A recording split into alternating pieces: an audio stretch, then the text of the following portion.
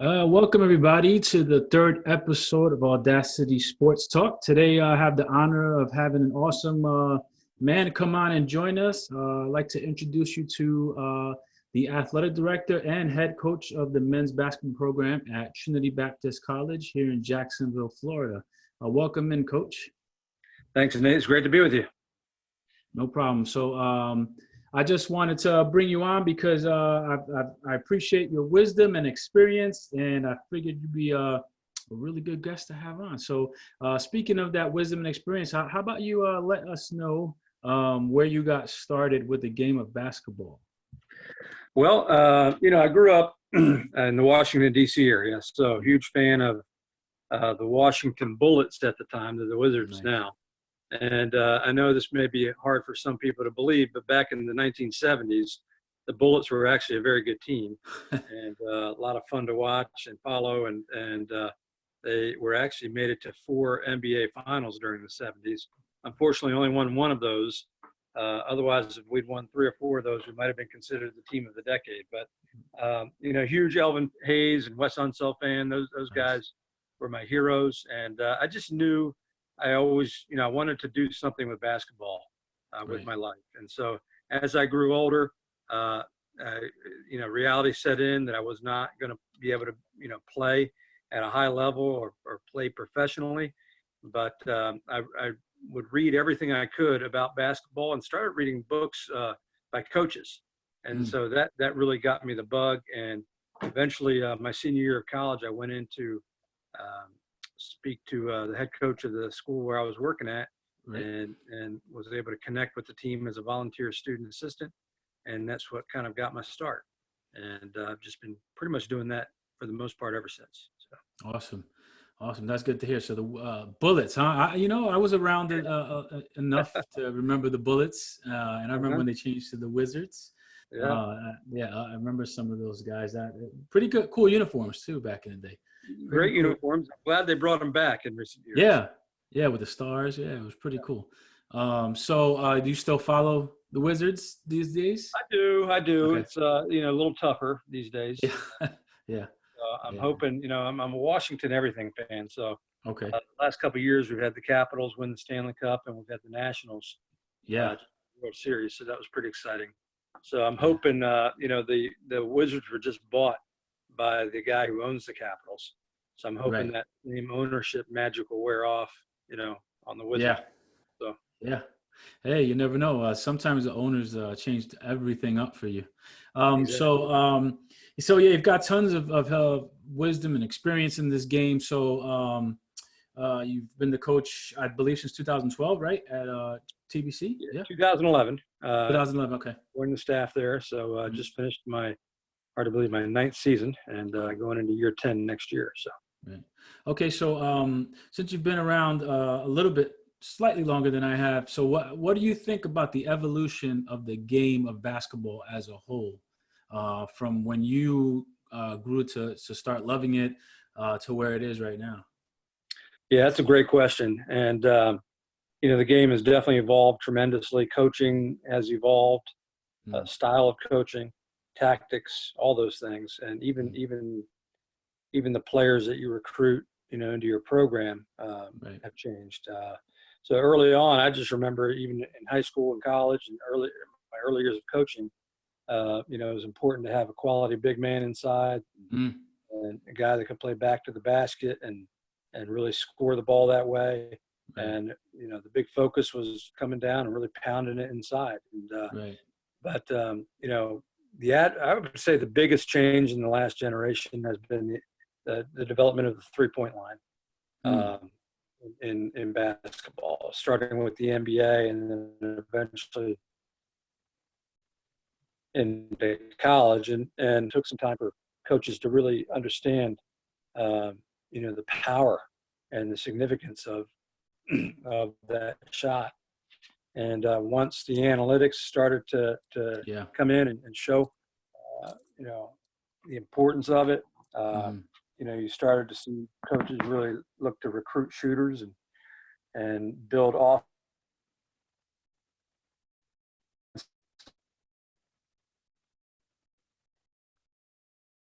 think I lost you there for a little bit, Coach. Can you hear me? 1 second. Let me know when you hear me, Coach. Score. Oh, there you go. Still trying to play inside out to create those open threes, but I would say that's probably been the biggest development in the game. Yeah, it's interesting that you brought up the analytics. That's something I've been touching on in other sports, and I think that's becoming a little bit more prevalent in the game. And speaking of 3-point line, yeah, I just seen the evolution myself from when it used to be in college was right at the top of the key. Now they've expanded it out, and now you've got guys pretty much pulling up from almost half court these days, right? So does that give you as a head coach? How do you feel about a shot like that? Obviously, it depends on the game situation. But do you ever find yourself reaching back into the old school mentality when somebody pulls up from about half court? Yeah. Does that kind of drive you up the wall? Sometimes. I mean, Yeah. I'm actually okay with the occasional heat check. Okay, a guy Right. comes down, maybe he's hit 2 or 3 in a row, and he's really feeling it.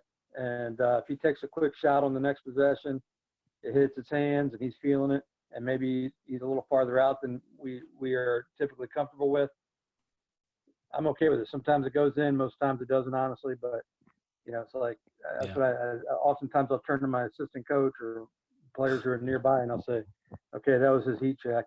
Yeah, that's it. And, that was it. Yeah. But typically, we try to define what a good shot is for our players, and help them understand. And it has to be something that's within their abilities, something that they've got confidence in. And we define confidence as demonstrated ability. Right. That's our definition of confidence. And so, in other words, you got to demonstrate that you have the ability. And where do you do that? In practice. Okay. Right. So if you're in drill work and in practice and all hitting certain kind of shots consistently, then you'll get the green light and the freedom to take those same shots in a game situation. So early.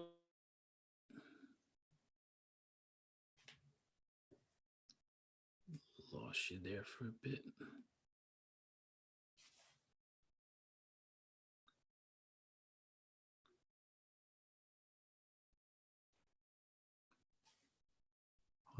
Coach, I lost you there for a bit. Not hearing anything. Let's see if we get you back on. Let me know if you can hear me. I can hear you now. Okay, yeah, sorry, I lost you there for a bit. We had a little bit of a rough connection, but we're good now. So yeah, I find that interesting because one of my favorite, or my favorite basketball player of all time, Patrick Ewing, who coaches now at Georgetown, he had an amazing clip. I think it was 2 years ago when I think one of his big men took a pretty tough shot, faded away. He was near the 3-point line, but wasn't known to be a shooter. And what he said was, "When do you practice that shot?" Right? And the guy's like, "I didn't." He was like, "All right, if you don't practice that shot, what are you doing taking it in the game?" And I think that's kind of what you were speaking to, which is absolutely. So, I love Patrick Ewing too, by the way. And you do? Growing up in DC, I mean, Georgetown was right there. Georgetown, and Maryland, those are my two. Yeah, to me, he's one of the most underrated centers in the game. He's just he just definitely. Unfortunately, he was in the era where you had Hakeem Olajuwon, and later on you had Shaq, David Robinson, so he got, and you had Michael Jordan, of course, outshining him a ton. He just was in a tough era, man, but he was an amazing player. Yeah, no doubt about it. So that brings me to something I was thinking about, and something I'm pretty sure that you're invested in, and that's developing character in players, and not necessarily only on the court, but off the court. So how do you guys view that at TBC, and how do you yourself view that? Well, to me, that's probably the number one, aspect of what we're trying to develop, because it affects and impacts everything else. Right. So, having good character, being a person that understands, what good character is, and, it will impact your ability to have, appropriate work ethic and to be able to develop and reach your potential really in every area of your life, not just basketball, but in the classroom, and all those things. So we search for, during the recruiting process, we try to identify high character guys.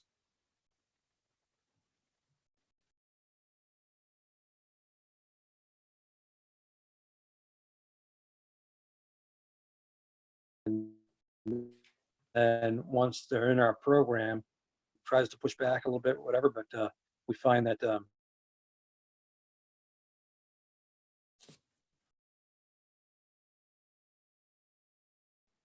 ones that do embrace it are the ones that have the skills and the character to take away, once they leave Trinity, once they graduate with a degree. We hope that we've done our job where they're fully prepared for life and beyond basketball. So we talk to them a lot about what their responsibilities are going to be as men one day, and primarily as husbands and fathers. Probably their two most important roles that they will have in their life. That's awesome. And so we strive to do that. We try to model that for them as well in terms of our own lives and our own examples. And my top assistant coach is a gentleman named Karim Shepard. He's an African-American gentleman, and I love having him on my staff because, especially for our African-American players, he creates a model of what we want them to be one day. This is a gentleman that's, in his late 40s, homeowner, highly educated, great job at a high-level financial firm, very successful, two great kids, doing it the right ways, And so we want our guys to see that, and along with, hopefully my own personal example, and then the staff and faculty on our campus also modeling those kind of things, that they will hopefully aspire to be godly men one day in their communities. That's awesome, Coach. Obviously, we're a faith-based institution. Right. So, we strive to encourage that as well in terms of helping our guys understand what it means to have, faith and to pursue that, and to, develop a close relationship with God.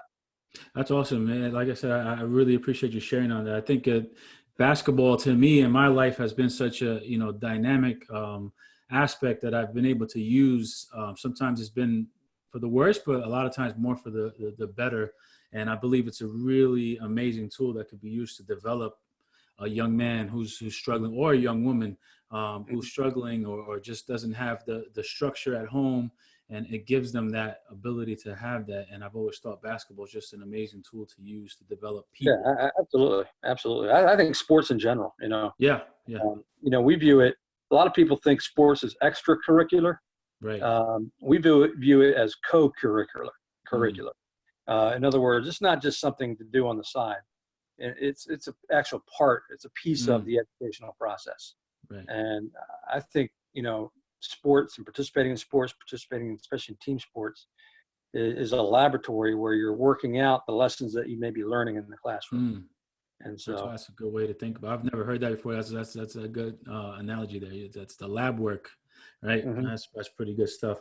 Well, Coach, I'd like for you to share maybe possibly how anybody who's interested potentially in the program or the school itself, how they can reach out to you, or how, like, what kind of information you have for them.